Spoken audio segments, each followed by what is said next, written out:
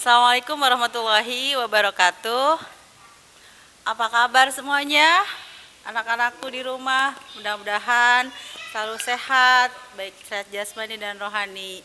Kalian sudah beberapa bulan ini tinggal di rumah karena pandemi, tetap jaga kesehatan dan selalu menggunakan prosedur protokol COVID-19.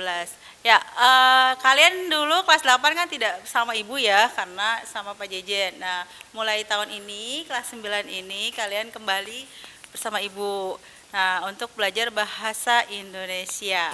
Nah, untuk kelas 9 ini, ada beberapa materi yang harus kalian kuasai, yaitu sekitar tiga bab ya untuk semester 1 ini. Yang pertama ada teks laporan, kemudian yang kedua ada teks membuat pidato, dan bab ketiga yaitu membuat cerita cerpen, teks cerpen. Nah, untuk bab pertama ini yaitu mengenai pembahasan tentang teks laporan. Oke, nanti KKM kalian itu di kelas 9 ini 78 ya. Kalian ingat, jadi nanti nilai kalian itu tidak boleh kurang dari 78. Nah, walaupun belajar secara online, Ibu harap kalian masih tetap semangat. Nanti kalau misalkan sudah reda pandeminya ini, kita bisa belajar tatap muka. Nah, untuk kelas 9 kita akan bahas tentang laporan hasil percobaan atau teks laporan. Nah, sebelum mulai, mari kita sama-sama membaca basmalah. Oke,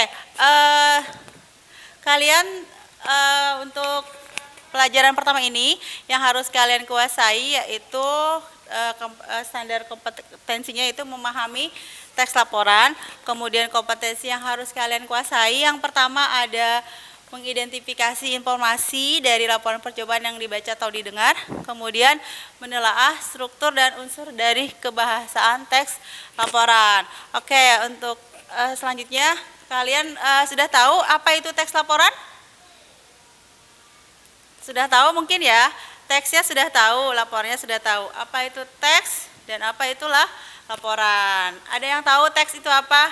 Ya, teks itu berupa berisi tulisan-tulisan yang disajikan. Jadi bukan bentuk lisan ya, bentuknya teks atau tulisan. Nah, laporan, ada yang tahu apa itu laporan?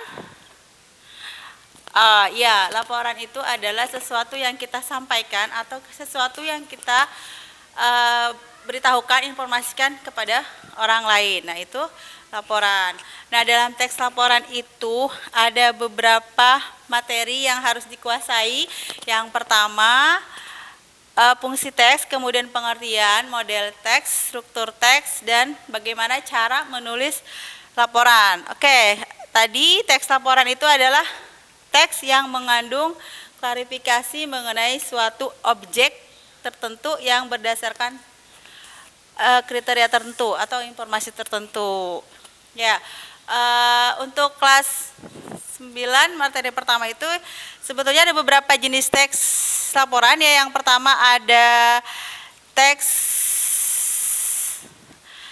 laporan pengamatan, kemudian ada teks laporan percobaan, dan ada teks laporan observasi atau eksperimen. Nah, untuk di kelas 9 ini yang banyak dibahas itu biasanya mengenai teks laporan percobaan. Nah, karena kita dari standar kompetensinya kita mengenai tentang makanan, penelitian makanan, nanti yang akan dibahas lebih detail itu tentang makanan. Nah, ciri-cirinya teks laporan itu yang pertama menggunakan kata sandang, yang kedua menggunakan konjungsi, dan yang ketiga berupa kalimat aktif, yang keempat ada kata tugas, dan yang kelima ada kosakata yang berdasarkan bidang dalam laporan percobaan itu. Kemudian penulisan unsur bahasa resapan, nanti kita akan bahas satu-satu ya. Nah, struktur teks laporan juga ada beberapa, yaitu ada pernyataan umum, kemudian ada aspek-aspek laporan. Mungkin kalian belum tahu apa itu kata sandang. Terus apa itu konjungsi? Kayaknya kalau konjungsi semua udah tahu karena ini sudah dibahas dari kelas 7 sampai kelas 9. Ya, apa itu konjungsi? Ya, mungkin kalian tahu konjungsi itu adalah kata penghubung. Coba sebutkan apa saja yang termasuk ke dalam kata konjungsi. Ya, konjungsi sebetulnya hampir sama dengan penggunaan kalimat majemuk, tapi kalau konjungsi masih secara umum ya, tidak terlalu detil. Ada apa saja contohnya? Ya, ada dan, oke, ya, dari, ke, walaupun, meskipun, jika, jikalau, apabila, dan sebagainya. Kurang lebih ada 17 konjungsi yang bisa dipakai dalam teks percobaan ini. Kemudian apa itu kata sandang? Ya, kata sandang itu ada beberapa jenis ya. Salah satu contohnya ada lah, kah, pun. Misalkan ada pun. Nah, itu termasuk kata sandang atau apalah. Apalah artinya aku. Nah, itu lahnya itu termasuk ke dalam kata sandang. Kemudian apatah. Nah, itu juga termasuk ke dalam kata sandang. Kemudian ada kalimat aktif. Dalam kalimat itu ada dua jenis, ada kalimat aktif dan ada kalimat pasif. Mungkin kalian juga akan paham mengenai apa itu kalimat aktif. Ya, kalimat aktif itu kalimat yang langsung dikerjakan, itu aktif dengan menggunakan imbuhan. Imbuhan apa? Imbuhan me. Misalkan membaca, menulis. Nah, itu termasuk ke dalam kalimat aktif, ya. Kemudian ada kata tugas. Ada kosakata bidang ilmu dan penulisan unsur serapan. Oke, itu ada beberapa bahasa yang terdapat dalam teks laporan. Nah, untuk selanjutnya itu ada beberapa jenis teks laporan. Yang pertama ada teks laporan observasi, teks laporan percobaan, dan eksperimen. Nah, untuk teks laporan ini ada beberapa struktur. Yang pertama definisi umum, strukturnya ya. Yang kedua definisi bagian, kemudian yang ketiga definisi manfaat, dan yang keempat penutup. Mungkin kalian bertanya, apa sih definisi umum?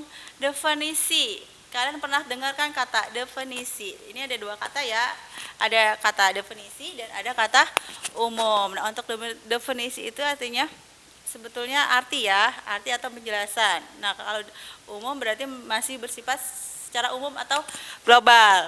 Nah, jadi definisi umum itu adalah pembukaan, ya, pembukaan yang berisi pengertian tentang sesuatu hal yang akan kita bahas.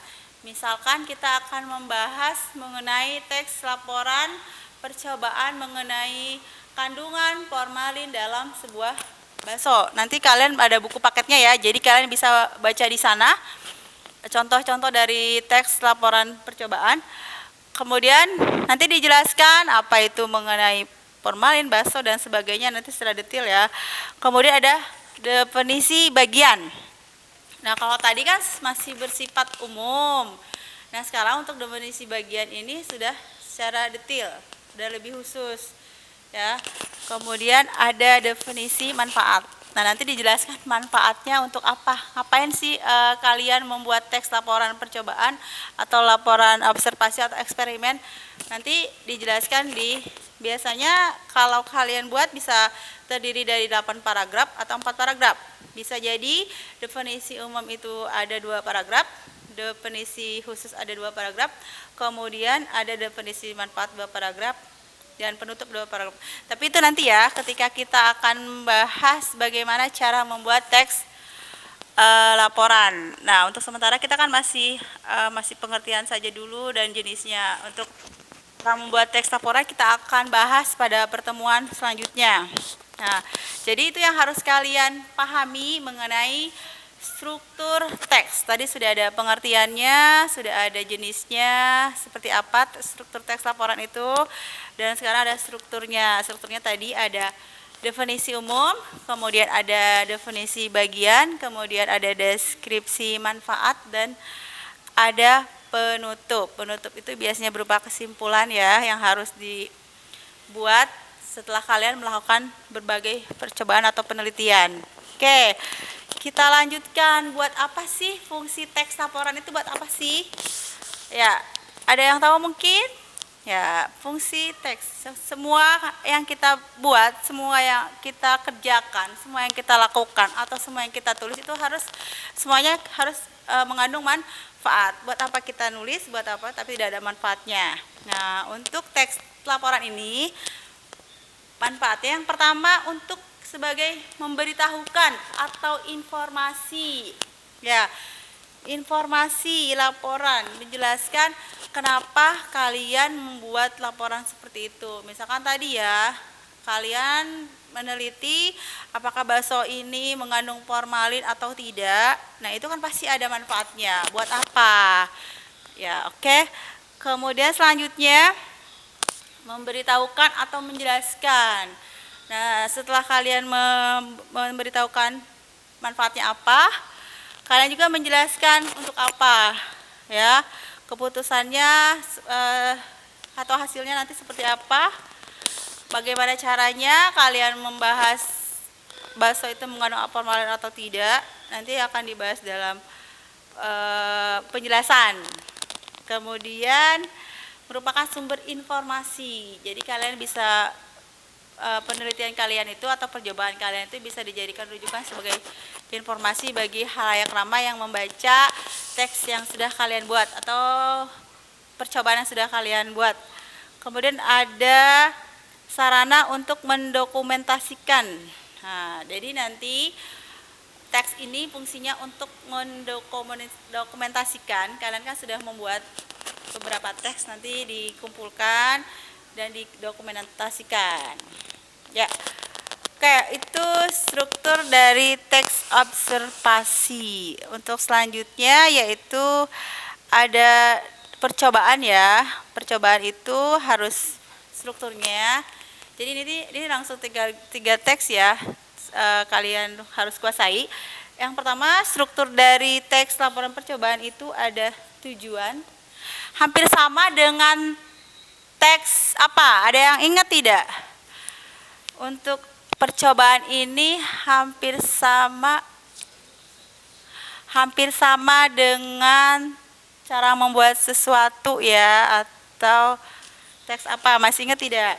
Yang pertama ada strukturnya, ada tujuan serta alat dan bahan, kemudian ada langkah-langkah, kemudian ada hasil, dan yang terakhir ada simpulan. Itu untuk struktur teks dari teks percobaan.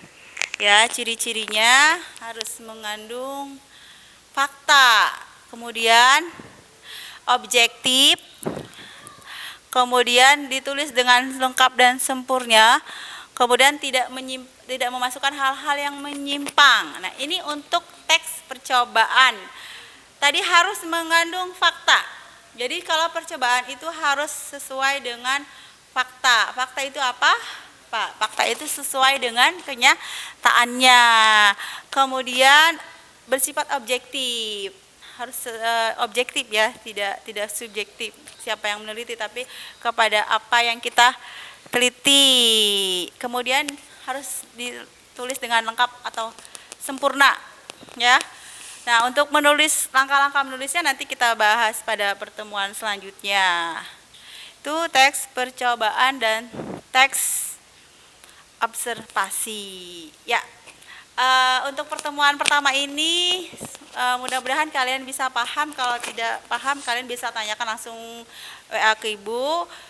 Apa saja yang belum dipahami. Semoga pertemuan kali ini walaupun lewat via video bermanfaat. Kurang lebihnya mohon maaf. Kita tutup dengan baca hamdalah billahi taufiq. Assalamualaikum warahmatullahi wabarakatuh.